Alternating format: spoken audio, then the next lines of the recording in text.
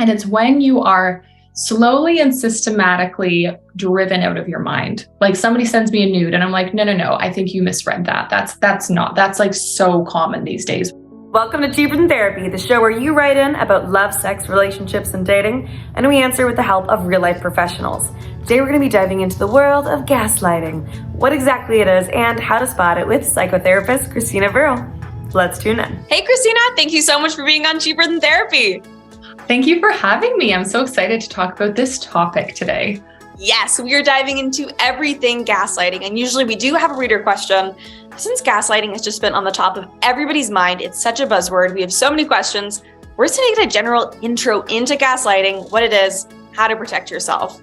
So right off the bat, I'd love to know, what even is gaslighting? Because we're all talking about it, but I'm not even sure I know at this point. Yes, very good question. So if we look at the history of the term, so it actually came out from a play that was called Gaslight. That was written in 1938. So this is a really old term. That was then made into a movie, which was a psychological thriller in 1944 called Gaslight. And you should watch it. If anybody here is listening or watching, you have to watch that movie. But basically it talks about this woman who is gaslit by this man that she's interested in. And I think she might even end up marrying him. But it is the best demonstration of what gaslighting is. And the definition that I like actually comes from that movie. And it's when you are slowly and systematically driven out of your mind. So it's a very slow process of basically having somebody completely question their reality so that they don't know what's real anymore and they don't know if they can trust themselves. That's the best definition I can give. Wow. So this is not like an offhanded thing. Gaslighting doesn't happen off the cuff. It is a long process. This is a very good point because I've noticed that a lot of people are really quick to be like, oh, that guy's gaslighting me. That person's a gaslighter here and there. There can be different types of gaslighting. There can be specific behaviors of gaslighting, but a true situation of gaslighting, it's slow, it's intentional, and it's meant to be malicious. So it's, again, that gradual, systematic process of having somebody doubt themselves. So it seems like there's a lot of layers to it. It's not just, okay, you lied to me and you're trying to get me to believe your narrative. This is gaslighting. There's kind of steps you have to take there. So exactly. How would you break it down like in a real world example of what gaslighting is? Yes, that's a great question. It's a very nuanced thing. And I think that's why A, it's hard to understand, and B, why it can be really hard to spot if you're somebody who is dealing with gaslighting, because it is just so nuanced. So when we think of gaslighting in any abusive behavior, which gaslighting is, any abusive behavior to be abusive has to exist in a context of power and control. So there has to be those underlining needs for power and control in order for something to be abusive. So I say that for a couple of reasons, because if you were to look at any of us, all of us have been gaslighters at some point in time if you don't keep that in mind. Because if you just say, actually, no, that's not what happened, right? You thought the interview was today at 1 p.m. and I thought it was 2. I'm like, oh, no, that's not what happened. I'm not automatically a gaslighter. There are such things as having misunderstandings, differences of opinions, different perspectives. But because I'm not saying that from a place of I'm trying to manipulate and control you, that doesn't make it gaslighting, right? Here's what gaslighting is. Let's say I'm just like fully cheating on my partner, right? Like I'm going out, I'm having sex with other people, I'm texting them all the time, whatever. So naturally my partner starts to get kind of paranoid and they're like, where are you going? I'm seeing so many texts on your phone. Exactly. Yeah. So I'm fully engaging in this behavior. I know I'm engaging in this behavior. Gaslighting is when I'm like, oh, no. You misunderstood that text. Like somebody sends me a nude and I'm like, no, I think you misread that. That's like so common these days. What's wrong with you? Why would you think that that's anything sexual? Like you're so insecure. How could you be that insecure? So there's a few things going on there. I'm completely denying their reality. I'm lying. I'm blaming it on them as it being a them issue because, it's just that you're so insecure. And all of this is done to control the narrative of I'm not cheating, you're just crazy. Yeah, this is an issue. Exactly. When meanwhile, I am cheating, right? So I'm just blatantly lying about my behavior. So if we use another example, it's like, let's say I steal $50 from my partner, right? And then they're like, oh, I can't find my $50. Like, did you take my $50? Gaslighting. no, you're just so careless with money. Like, what's wrong with you? I don't know why you're always losing. You know what? I think it would be best if I actually held all the cash, because clearly you can't do that yourself. Oh. Right? Okay. So Yeah, it's taking them out of their reality, placing the blame on them, and doing so intentionally to kind of disregard their narrative of what reality is for them. Exactly. And even going one step further, I'm not only just controlling the narrative, but I'm having them believe mine. Right. Mm-hmm. And the reason that it's so harmful is that usually it is intentional and malicious. It's not an accident. It's not like I actually don't know where your $50 went. I know that I took it. I know that I'm cheating. I know what's going on, but I really want you to buy into my version of things. If you're in one of these relationships, whether it be, a significant partner, whether it's somebody in your family or a friend, how can you tell you're being gaslighted if you're not even sure what your reality is? There are some things that you can start to look out for. So there are some tactics that usually happen. One is minimizing your experience or your feelings. You're being dramatic. You're just being insecure. Those types of things usually get thrown out. Just blatantly lying about something. So it's like, oh, well, yesterday we went to an Italian restaurant. No, we didn't. We went to a Mexican restaurant. Like, you'll start to notice these weird little lies and things that just don't add up.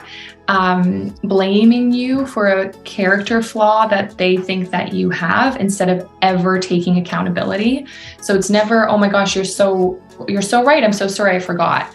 It's, oh no, you just forgot to tell me. How could you forget to tell me? But most of the time, people do have this voice. It's like, I could have sworn that I told you that. And if you're starting to, and if you're starting to feel that a lot, and if you're starting to hear that voice a lot, it might be worth kind of looking into, oh, okay, is there something going on here, right? As a psychotherapist, have you seen this happening a lot? Like, have you seen this in your practice? Is this something that's happening common in relationships? How much of this is actually out there? Yeah, the really unfortunate answer to that question is that I actually think that emotional abuse especially happens a lot more than people think. I've worked with some people where it's so sad, because they get to the point where they have to film things that have happened secretly so that they can replay it and watch it. They have to write down things that have happened in a conversation as if they're taking meeting minutes, because they need to be able to look back and say, no, I know what happened. So it does happen. I think the difference is the extent to which it happens for an individual. So when you're in a really abusive situation, there was something from the National Domestic Abuse Center in the United States that was saying, I think about 74% of women who have been exposed to domestic abuse have also been exposed to gaslighting. How does it impact their mental health? I think having a situation where you're recording yourself in order to have your own identity, how does that impact somebody?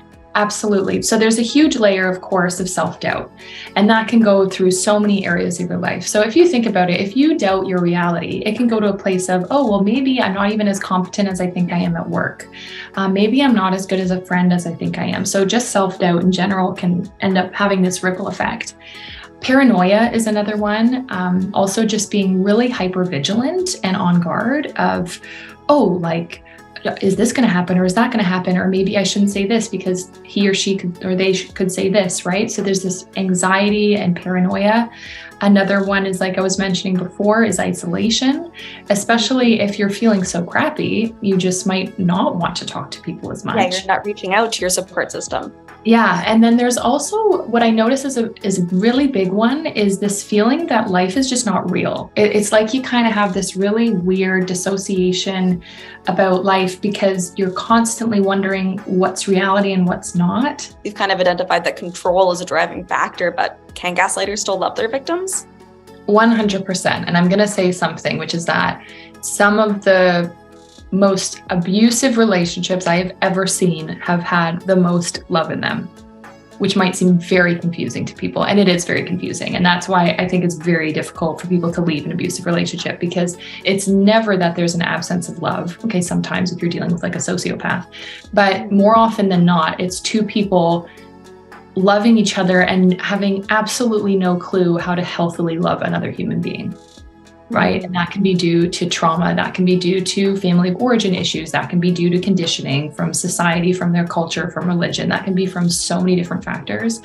You know, in some ways, I think a gaslighting person who wants their partner all to themselves wants their partner all to themselves because in their mind, they love them that much. So how do you protect yourself against gaslighting? Is there anything that you can do to kind of, you know, take a step forward and make sure that's not happening to you?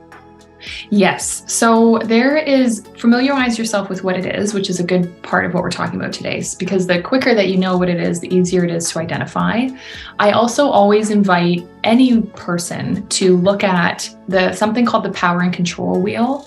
It's a visual that it's a wheel, and it breaks down the different components of abuse in a relationship. And it's called the power and control wheel because, as I was mentioning, all abusive behaviors occur in that context of trying to gain power and control of another person.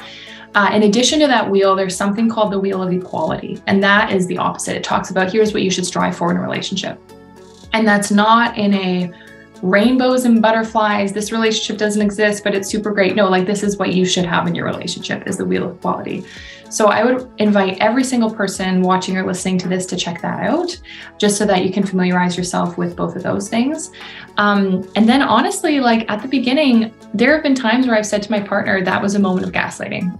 And I'll just name it because I know he's obviously not somebody who's trying to control me and gain power over me, but you know, he needs to know that that's a behavior, and vice versa. If I have a moment where I'm actually like really causing him to doubt his reality when inside I'm just kind of being petty and annoying that day, okay, he needs to call me out on that, right? So if you can name it with somebody and be sure that you're not going to get defensive. Again, I like saying, oh, that was an instance of gaslighting because it's a lot less, somebody's going to be a lot less defensive than you saying you're a gaslighter, which is what a lot of people do. And I think that's a stretch because coming back full circle, a true gaslighter is somebody who slowly and systematically, intentionally, with malintent, wants somebody to lose their mind, right? So there's a difference. It's all very nuanced and it's all kind of complicated, but to call it out when you can, if somebody's receptive, I think is also helpful. What do you do if you realize you're in a relationship, no matter who's it with, and they're gaslighting you? What are the first steps you should take? If you can afford a therapist, find a therapist that you can talk to because they'll know what they're talking about and they'll be able to actually help you out from a very informed lens. If that's not an option, do research on it from reputable sources. You know, domestic abuse websites are great resources. You can check out the Wheel of Power and Control and the Wheel of Equality that I talked about. And then again, you know, trying your best to connect with your own identity and your own circle that exists outside of your partner. Because the more that you can connect with yourself, the more helpful it can be. If you do need to get to a point of taking notes, again, that breaks my heart, but sometimes that can be very liberating for people as the first step to potentially leaving a relationship because they have written evidence of, actually, no, my reality is true. And you sometimes need that to just give yourself some solid footing before you move on. So you can always start there as well. Journaling, keeping records, keeping receipts of things, not deleting text messages, whatever that happens to be. For sure. So kind of prepping yourself to believe in yourself and take that step forward, whether maybe it's leaving the relationship or working through it and saying, hey, I'm not going to accept this behavior anymore. I've noticed it. It's a pattern. Yeah. And on the flip side, if you've watched this episode now and you realize, oh my gosh, I'm a gaslighter. Yeah. What advice do you have for that person? I would really invite somebody to consider what's driving that behavior. So is it from a place of being insecure? Is it something that you feel like you have to do in order for somebody to stay with you?